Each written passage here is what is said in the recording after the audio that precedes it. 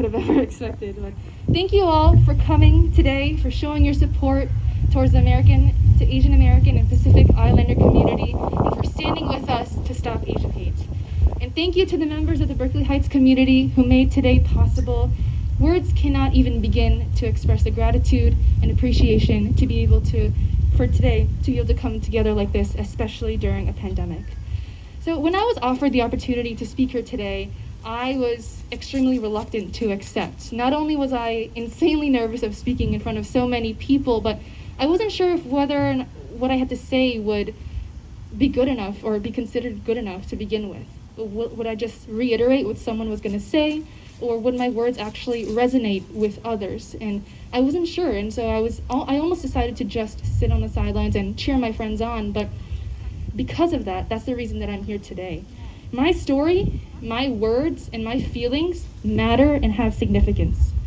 In this very moment, I'm speaking as Alyssa Perlan, a Nepalese American high school junior who realized that for far too long, Americans have been suppressed from expressing our thoughts, our feelings, our beliefs, and historically, we have been faced with the incomprehensible challenges that we've had little but no choice to accept. From the Chinese Exclusion Act to the Japanese internment camps to the coronavirus being labeled as a Kung flu and China virus, Asians have been kicked around and been the brunt of despicable racism and xenophobia. And in our classrooms and many homes, this is not highlighted enough. Because of this, we've been scarred and subject to the trend of internal harboring, the plague of silent endurance just to survive in America. But I cannot and I will not succumb to be a passive young Asian woman and let this hatred fester in our country. So even if I stutter today or fall flat on my face, I'll be relieved that at least I was able to express myself today.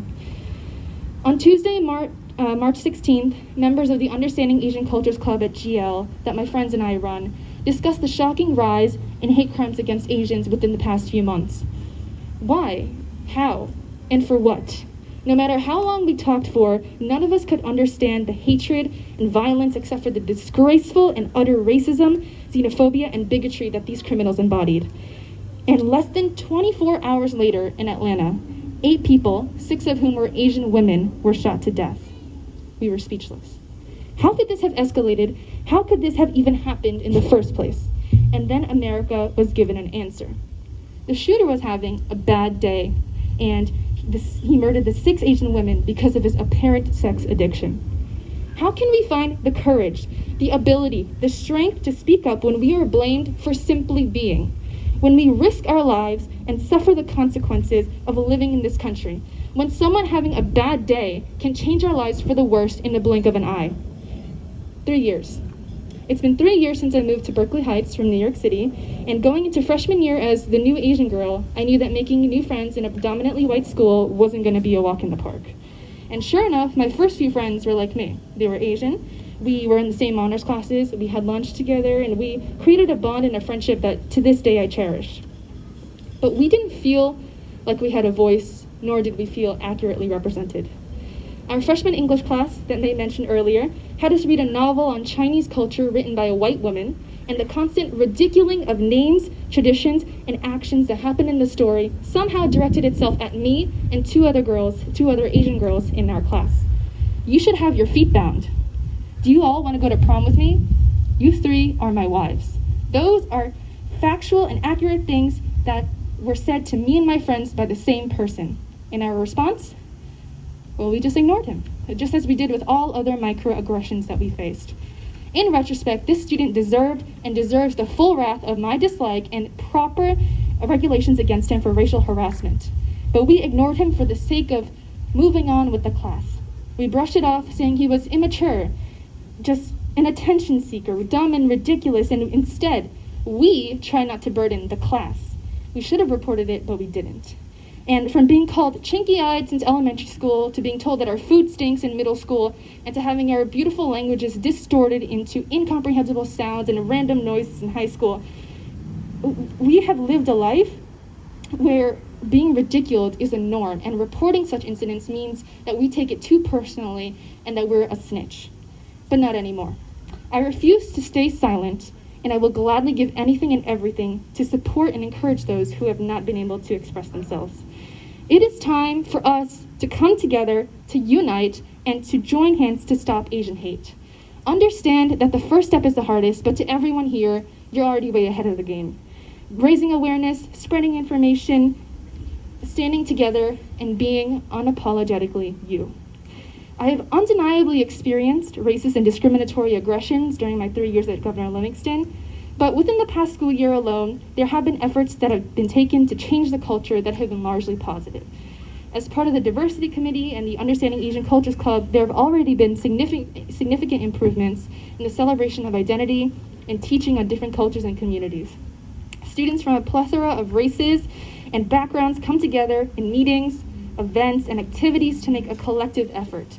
Teachers and staff and the Board of Education have been there to support us as well. And I'm proud to be part of this movement to change the culture, and proud of allies who are making the active effort to learn and be educated. Every day, every meeting, every event, we are taking a step closer to unity. But